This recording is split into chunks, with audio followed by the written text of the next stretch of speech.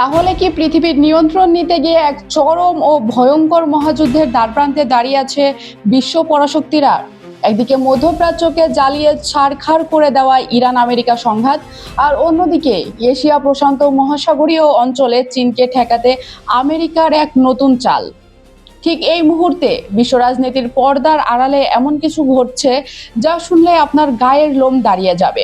বিশ্বজুড়ে পরিবাহিত জ্বালানি তেল ও গ্যাসের এক পঞ্চমাংশ যে রুট দিয়ে যায়, সেই হরমুজ প্রণালী এখন কার্যত অবরুদ্ধ। আর এরই মধ্যে পরাক্রমশালী মার্কিন প্রেসিডেন্ট ডোনাল্ড ট্রাম্প বেইজিংয়ে গিয়ে সরাসরি হুঙ্কার ছেড়েছেন চীনের প্রেসিডেন্ট শি জিনপিংকে। কেন হঠাৎ ট্রাম্প বললেন আমরা ৯,৫০০ মাইল দূরে গিয়ে যুদ্ধ করতে চাই না? আর কেনই বা ইরান সাফ জানিয়ে দিল ওয়াশিংটনের ওপর তাদের কোনো আস্থা নেই? জানতে হলে আজকের ভিডিওটি শেষ পর্যন্ত দেখুন। ঘটনার শুরুটা করা যাক ভারতের রাজধানী নয়াদিল্লি থেকে।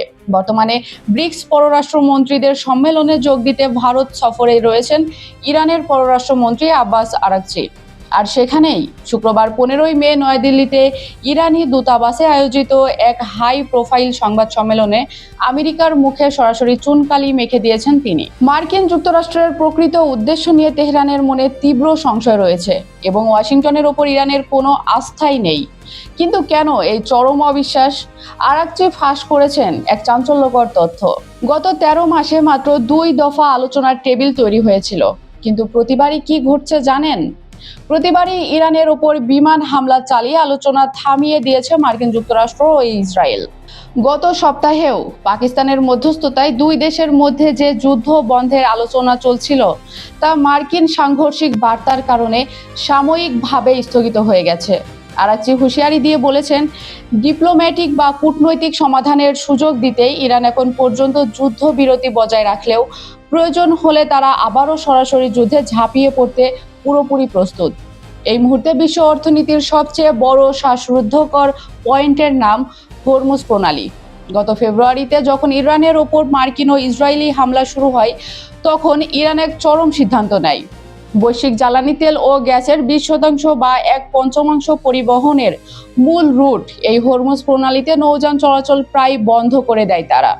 নয়াদিল্লির বুক থেকে ইরানের পররাষ্ট্রমন্ত্রী আব্বাস আরাকচি এবার বিশ্ব মঞ্চে হরমুজ প্রণালী নিয়ে নতুন নিয়ম জারি করেছেন।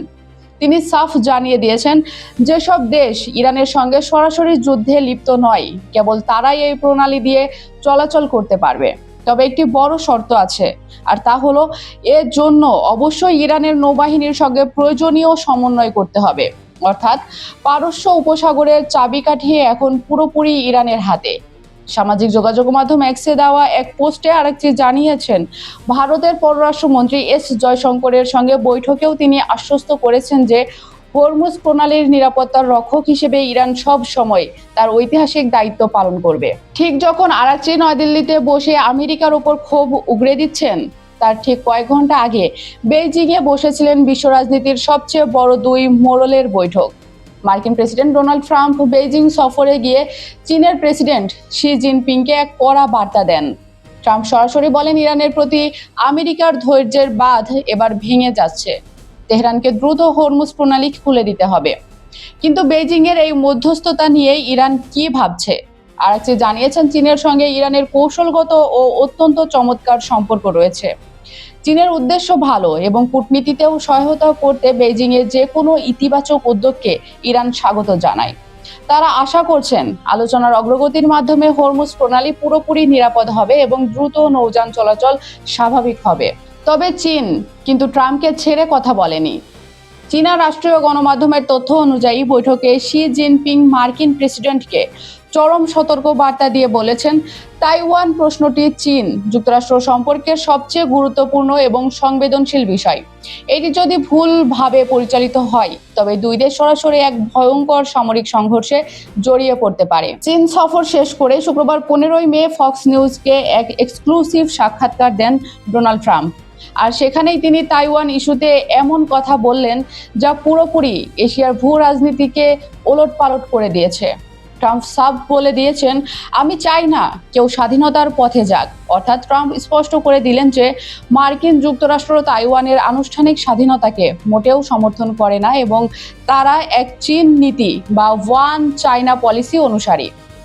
এর আগে ট্রাম্প বলেছিলেন, তাইওয়ান নিয়ে যুক্তরাষ্ট্র কোনো পক্ষেই প্রতিশ্রুতিবদ্ধ নয়। ওয়াশিংটনে ফেরার পথে সাংবাদিকদের মুখোমুখি হয়ে তিনি জানান, শি জিনপিং এর সঙ্গে তাইওয়ান ইস্যুতে তার অত্যন্ত বিস্তারিত আলোচনা হয়েছে। তবে যদি চীন তাইওয়ান আক্রমণ করে, তাহলে যুক্তরাষ্ট্র কি তাইওয়ানকে সামরিকভাবে রক্ষা করবে? এই কোটি টাকার প্রশ্নের জবাবে ট্রাম্প কোনো স্পষ্ট মন্তব্য না করে রহস্য বজায় রেখেছেন। ট্রাম্প ফক্স নিউজকে আরো বলেন, আমরা ৯,৫০০ মাইল দূরে গিয়ে যুদ্ধ করতে চাই না। আমি চাই উত্তেজনা কমুক এবং চীন শান্ত থাকুক। কিন্তু এখানে একটি বিশাল ধোঁয়াশা রয়ে গেছে।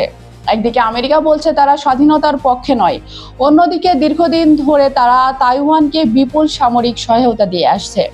গত বছরই ট্রাম্প প্রশাসন তাইওয়ানের জন্য প্রায় $11 বিলিয়ন এক বিশাল অস্ত্র বিক্রির প্যাকেজ ঘোষণা করেছিল, যার মধ্যে ছিল অত্যন্ত উন্নত রকেট লঞ্চার এবং বিধ্বংসী ক্ষেপণাস্ত্র। বেইজিং এর তীব্র সমালোচনা করেছিল। এখন প্রশ্ন হচ্ছে, সেই অস্ত্র বিক্রি কি চূড়ান্ত হবে? ট্রাম্পের চিরপরিচিত ব্যবসায়ী সুলভ জবাব, আমি করতেও পারি, আবার নাও করতে পারি।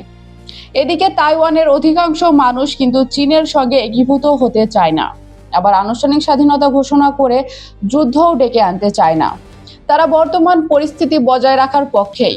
তাইওয়ানের পররাষ্ট্রমন্ত্রী লিন চিয়া লুং জানিয়েছেন, তাদের সরকার এই ট্রাম্প শি বৈঠকের উপর গভীর নজর রাখছে এবং নিজেদের স্বার্থ সুরক্ষায় যুক্তরাষ্ট্রের সঙ্গে সার্বক্ষণিক যোগাযোগ রাখছে। দর্শক, বিশ্ব রাজনীতির সমীকরণ এখন এক অত্যন্ত জটিল ও বিপজ্জনক মোড় নিয়েছে। একদিকে পারমাণবিক কর্মসূচি আর হরমুজ প্রণালীর নিয়ন্ত্রণ নিয়ে আমেরিকা ইরানের যুদ্ধ খেলা, আর অন্যদিকে তাইওয়ান প্রণালীতে চীন আমেরিকার স্নায়ু যুদ্ধ। ওয়াশিংটন ও তেহরানের সাময়িক যুদ্ধবিরতি কি শেষ পর্যন্ত স্থায়ী কোনো শান্তি চুক্তিতে রূপ নেবে, নাকি ট্রাম্পের ধৈর্যের বাঁধ ভেঙে গিয়ে মধ্যপ্রাচ্য ও এশিয়ায় একসাথে জ্বলে উঠবে তৃতীয় বিশ্বযুদ্ধের দাবানল?